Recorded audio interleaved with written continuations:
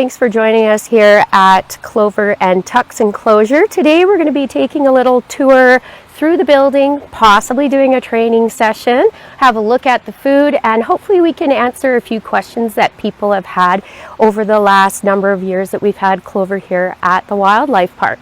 So let's start off by having a look at what we're going to be feeding them today. So in this bucket we have a variety of fruits and vegetables. You can see the grapes on the top. We use them strictly for training so that it delivers the sort of impact that we want. So when we get that bear to do a behavior that we've been asking for, the reward is really great. And why do you choose grapes? They love them. Oh, okay. Just because they love them. Yeah, and then you can see there's fish in there as well, a few vegetables. They don't love the vegetables as much as they like the fruit, but they have to eat their vegetables. So today they're getting 1.5 buckets full of food in the morning, and then they'll receive a little bit more food in the afternoon as well when they return to the building for their evening quarters. See that? Now, also in this one, this is a bit of a treat bucket or enrichment. This again, these are items that we don't use on a regular basis. So we've got some peanut butter in there, which they absolutely love. And it's peanuts, only peanut butter, so no fats added to it or anything like that.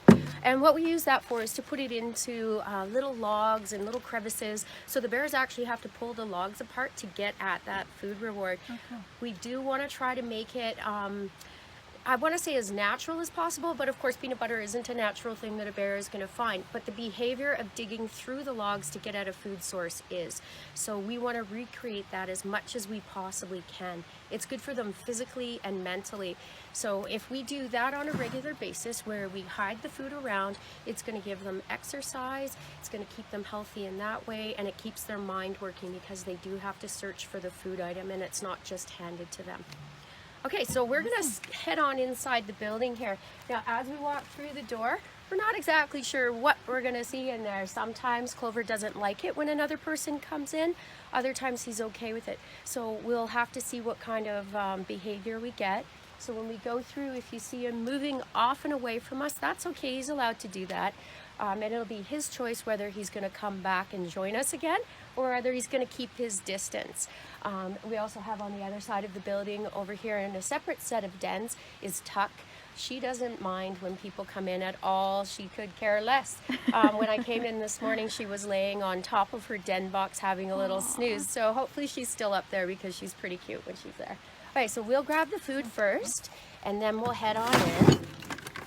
All right, you got that there, Julie? It's a bit heavy.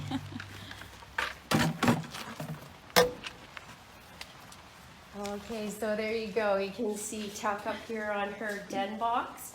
Now, each of the bears has their own denning area. As we go along, when Tuk and Clover get to know each other a little bit better and are a little happier with each other, within these tighter quarters, we may open the whole thing up, but for now, we're not going to. For now, they get to have their little bit of peace and quiet overnight and be in this area and feel safe. See as well how relaxed the animals are inside this building. A lot of people have concerns about the fact that it does look a little bit like a prison cell, or we've heard the words cage, all that kind of thing, but these bears really do enjoy being in here. They feel safe. They'll often choose to come here on their own. It's always open, so they can come here if they would rather be here than on the exhibit. And sometimes we do come and find that they're sitting in here. It's nice and cool because it is concrete. They have the option to be on the concrete, in the box, on top of the box. Tuk has a nice layer of shavings and straw on the other side that she can use as well. And she does choose sometimes to lay there, but a lot of times in the summer, and it does get quite hot here in Kamloops, I'll come in and find her stretched out on the concrete just to cool down. She does have access to 4 ponds during the day, so if she wanted to go into one of those, she could as well. But they do find the building area to be a comfort to them, and that's the whole idea. We want them to like being in here. So we try to make this a safe area so that they don't feel threatened to come on in. We always want them to feel comfortable coming into this area. Especially, you can imagine if we had an emergency type situation, this is where we need them to come. So we want to make sure it's as relaxed and enjoyable in here as it possibly can be. So if you want to have a look, see how her leg is hanging down on the one side.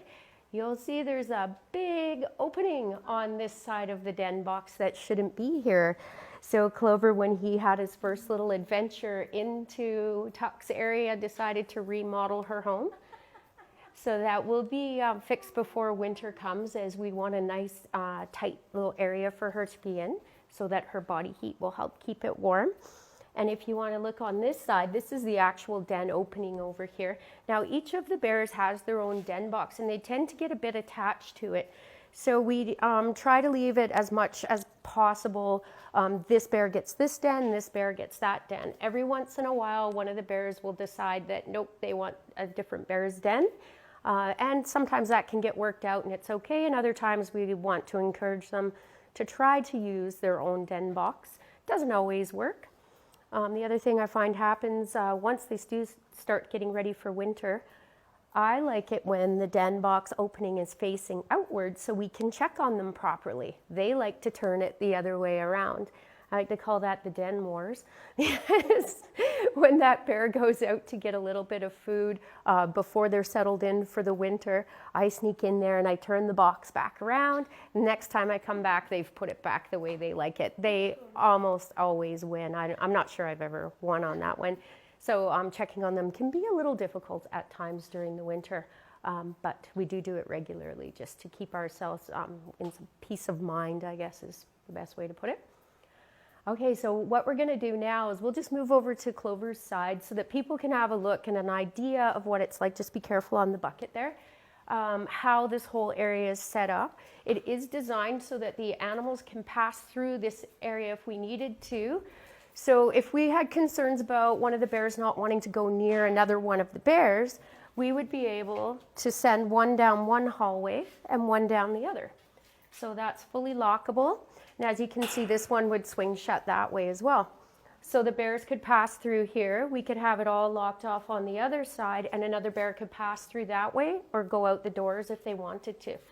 So this allows them to not have to have contact if we needed it to be that way.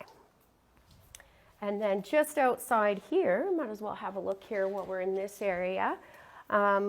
This is where their outdoor quarters are. You can see the nice fireweed. It's just bloomed and I'm ready to collect seeds off of that. So they each have their own pond. This wall right here has a large gate on it. So we could open that right up, which we do during the day, and just direct your attention to Clover over there. So you want to make sure you stay nice and distant from him. That's good. So there'll be a bear behind you as well. You're surrounded. So yeah, they can use the ponds out here. They've got logs and different furniture that they can use while they're in this area. During the day, this gate gets open, so the whole thing would be open. So we talked about that in and out, always wanting them to have an exit, I guess, or an escape route in case the other bear is coming too close so they don't want them around. But at nighttime, of course, it stays shut just so that they're safe from each other and we don't have an incident overnight that we are not aware of. All right, so let's head back through this way. And we'll see if we can convince Clover to come on over for a little bit of a training session. He's down there with his tire. He loves that tire. And he does take it in and out of the building and out onto the enclosure. And sometimes it stays in at night with him and sometimes it doesn't. Okay, so he has kindly pooped right in front of the training session area for us right there. So you get a good idea of what bear poop looks like. That's a nice healthy specimen, by the way. If we had smell-o-vision, you'd get an idea of what it smells like as well. Hey, bud, you gonna come down here? You're gonna stay over there by your corner? We'll get out the grapes over here and just see if we can convince him to come on over. So as I was saying, like sometimes he's okay with people being in, other times he's a little not as comfortable. Sometimes it'll take him a few minutes to decide that it's all okay. I'm just gonna toss, whoops, no I'm not, I'm gonna toss that through. See if he catches attention. Do you wanna come down here? Come on. He's smelling the outside guillotine. Clover, come on.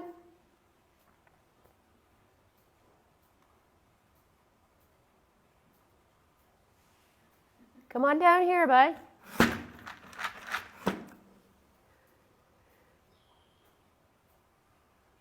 We can just give him a few minutes and we can, oh, look at that cool bug. Let's give him a couple minutes and we'll see if he'll come on over. In the meantime, we can go over and see if Tuk wants to come. Unless he's on the move, I can hear him against the guillotine there. Hey, are you coming? Come on. There we go. Okay, so we have a couple of really simple training tools up here for him. He has been trained to take sedation as we have moved him from one enclosure into this one. And he's quite good at it. Look what you've done there. That is total, I know, totally in the way. So we'll just do a couple little things with him here. I always want to try just minor things when we're doing something new, like having him on film with somebody right there, just because we want to have a positive outcome.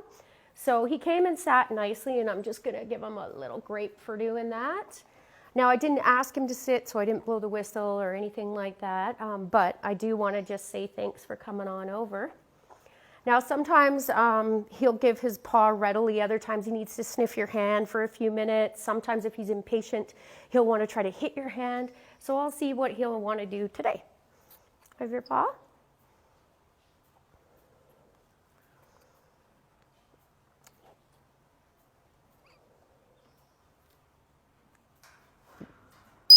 That's the wrong paw, but we're going to go with that for right now. Now I'll ask him on this side and see if he gives me the other one, which would be really funny.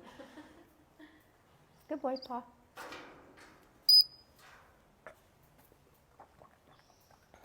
And now let's see if he wants to open them out. He's giving me little short behaviors. Normally I'd want him to keep it open as long as I ask him to. I'm just going to kind of coach him along a little bit and give him these, like, you know, we try to do little baby steps sometimes. So in normal situations where I'm here by myself with him, I would be probably having a more strict criteria for that. Oh, do you want to do that again? Okay. No, silly. That one's a paw.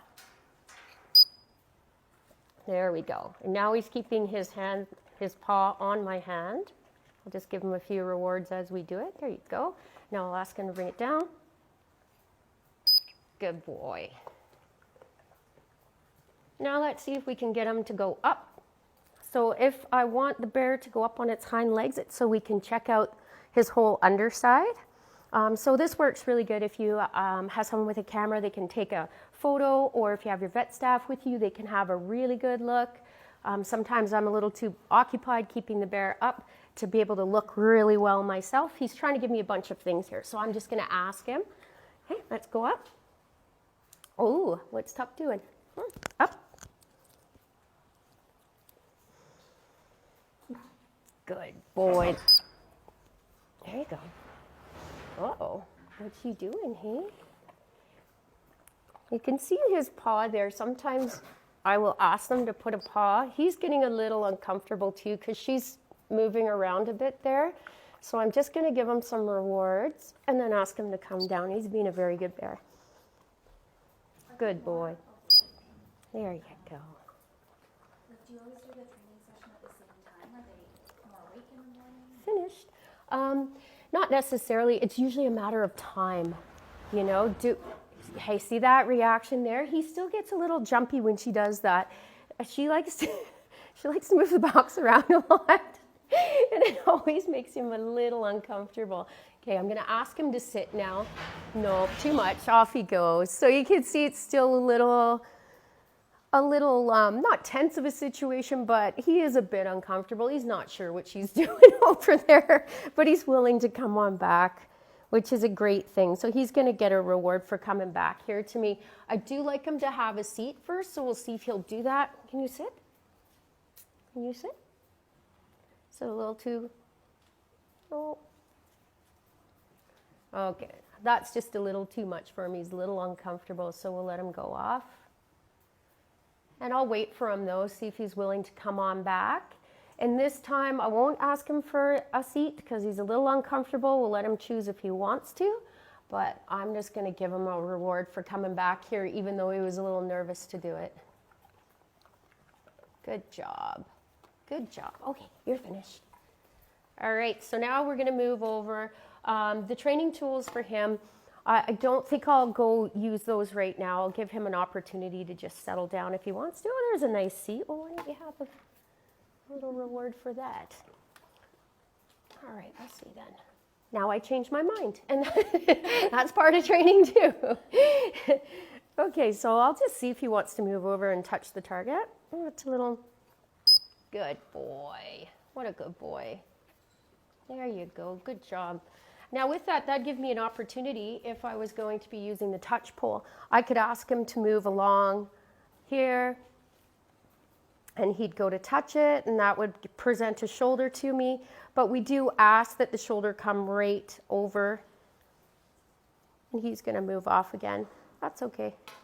So as you can see, it does line him up, and you'd be able to use your touch pole on a shoulder or a hip, depending on what kind of animal it is. On a bear, we tend to use the shoulder because if you are gonna use sedation, there's a lot of fat in the butt. So you don't want to use the hip area, you want to try and use the shoulder instead.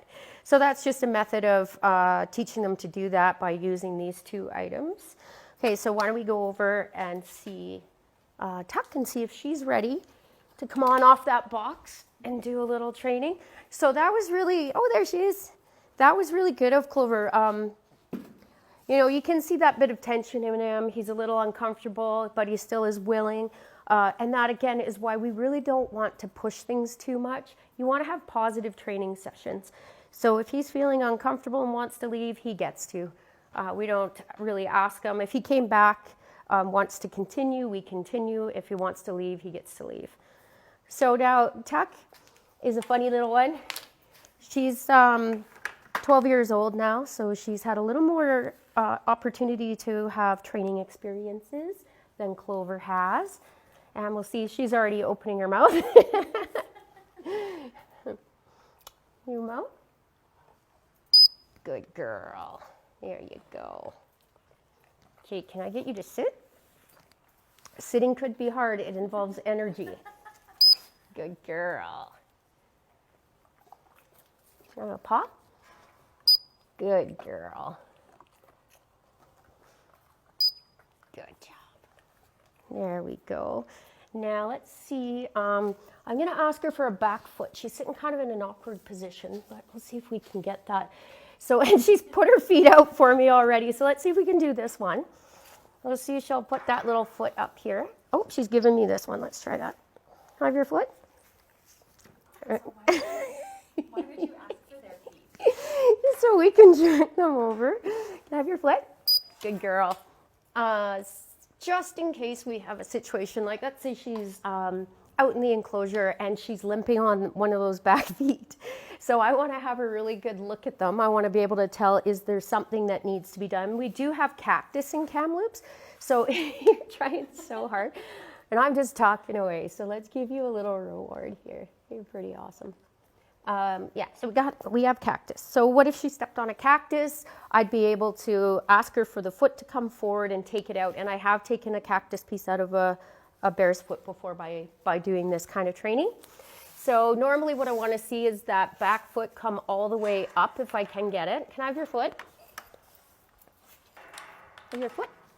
It's kind of a little awkward here. Foot.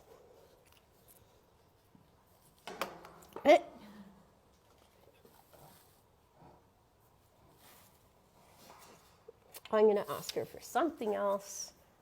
She's like, she's sitting in a little bit weird position. Okay, let's have her mouth again. Hey, your little mouth. There you go. Good girl. Okay, now we'll see if she'll go up. Up is a funny one for some of these guys. They're like, that's a lot of energy to get my body all the way up there. So we'll see if she wants to do that one today. Can you go up?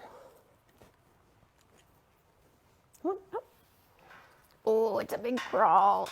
Good girl. And while she's up there, I'll see if I can get a paw here. Good job. Good job. So when Clover was doing this, okay, go down. Good girl.